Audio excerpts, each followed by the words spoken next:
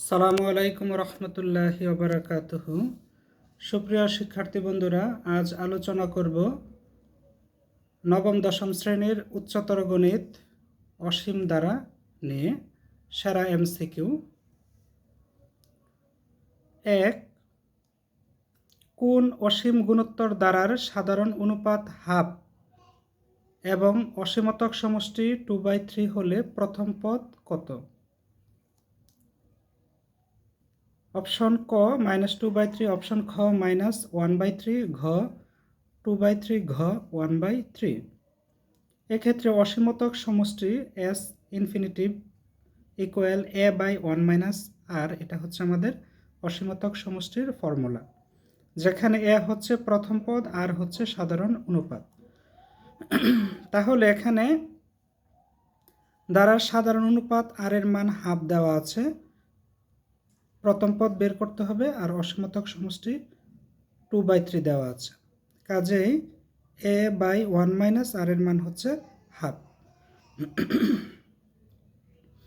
অসীমতক সমষ্টি হচ্ছে 2/3, কাজে 2/3 equal A by 1 minus half equal half. অতএব 2/3 ইকুয়াল এ বাই 1/2, অর্থাৎ এ ভাগ হাফ। গুণ চিহ্ন দিলে উল্টে যাবে, অর্থাৎ 2 উপরে চলে যাবে। 2 ইন্টু এ, 2a বাই 1, অর্থাৎ 1 লিখতে হয় না, 2a। সো 2a সমান লেখা যায় 2/3। সুতরাং এ সমান 2/3, এটার সাথে এটা গুণের সম্পর্কে পাশে এলে ভাগ হয়ে যাবে, অর্থাৎ 3 গুণ 2। তাহলে 2 2 কাটা, অর্থাৎ 3, উপরে 1, অর্থাৎ 1/3। অর্থাৎ প্রথম পদ হচ্ছে এর মান 1/3।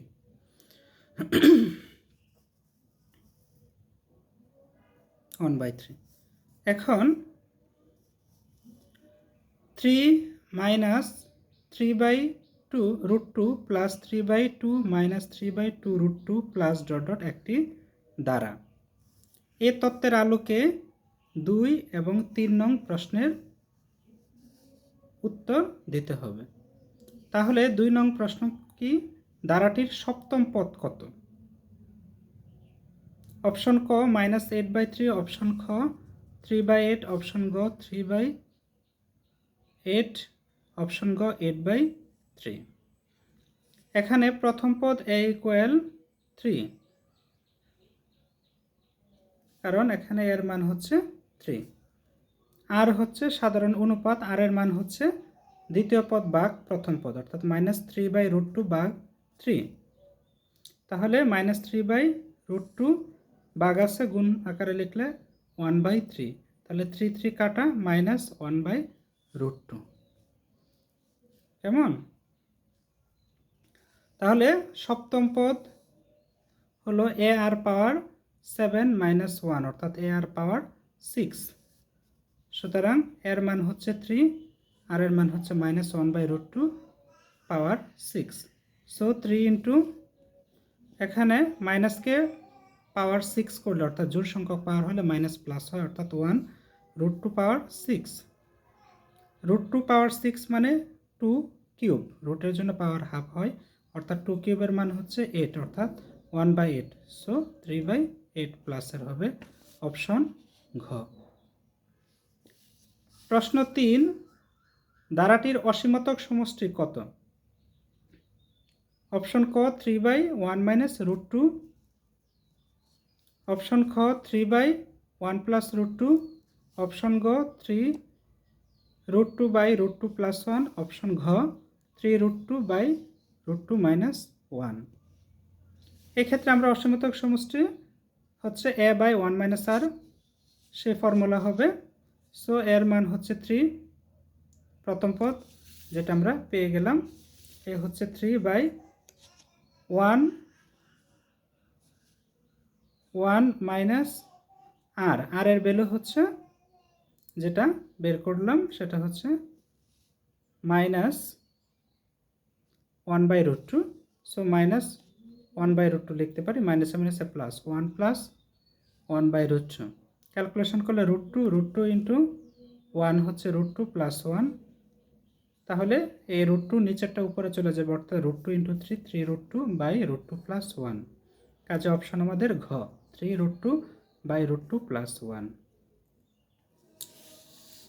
4 নম্বর প্রশ্ন 81 minus 27 plus 9 minus 3 plus 1 minus dot dot হলে অসীমতক সমষ্টি কত? তাহলে এখানে এর মান হচ্ছে ফার্স্ট পদ অর্থাৎ 81 আর এর মান হচ্ছে মাইনাস 27 বাই 81 অর্থাৎ মাইনাস 1/3 যেটা 1 থেকে ছোট, অর্থাৎ 1 থেকে ছোট যখনই হবে তখনই অসীমতক সমষ্টি থাকবে। অসীমতক সমষ্টির শর্ত হচ্ছে মাইনাসের মান হতে পারে হবে। তাহলে S infinitive equal A by 1 minus R, অতএব এর মান হচ্ছে 81 যেটা পেলাম বাই 1 মাইনাস আর, আর এর ভ্যালু হচ্ছে মাইনাস 1/3 অর্থাৎ মাইনাসে মাইনাসে plus 1/3। So 81/3, 3 into 1 3 plus 1 equal 4। তাহলে 81/4/3 অর্থাৎ 81 গুণ উপরে 3 নিচে 4 হবে অর্থাৎ 3/4। ক্যালকুলেশন করলে 81 ইন্টু 3 243/4। 5 অনুক্রম বা সিকোয়েন্স 1/√1/π, 4/√π, 9/√π এর ঘনমূল, 16/√π অর্থাৎ পায়ের 1/4 মূল। অনুক্রমের সাধারণ পদ কোনটি? অপশন ক n/√n π, অপশন খ √n/π nতম ঘনমূল, অপশন গ n² এর ঘনমূল nতম, অপশন গ n+1² n√π। তাহলে দেখি এখানে আমাদের কি বলা আছে। 1/π সেটাকে লিখতে পারি 1² π পাওয়ার 1/1, 4কে লিখতে পারি 2² π পাওয়ার হাফ, কারণ রুট মানে পাওয়ার হাফ, 9কে লিখতে পারি 3², এখানে পায়ের ঘনমূল অর্থাৎ পাওয়ার হচ্ছে π পাওয়ার 1/3, 16কে লিখতে পারি 4² π পাওয়ার এখানে 1/4 হবে। তাহলে দেখতে পেলাম 1², 2², 3², 4² এরকমভাবে nতম হলে n² হবে। কেমন? এর জন্য এখানে n² লেখা হলো।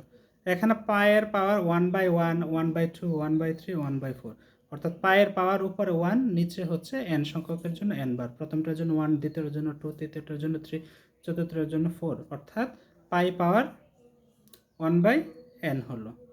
কেমন? কাজে n² পাই পাওয়ার 1/n সেটাকে রুট আকারে লিখলে হচ্ছে nতম ঘনমূল অর্থাৎ √π nতম ঘনমূল। আশা করি বুঝতে পেরেছো। তাহলে অপশন হচ্ছে ঘ n² পায়ের nতম ঘনমূল। আল্লাহ হাফেজ।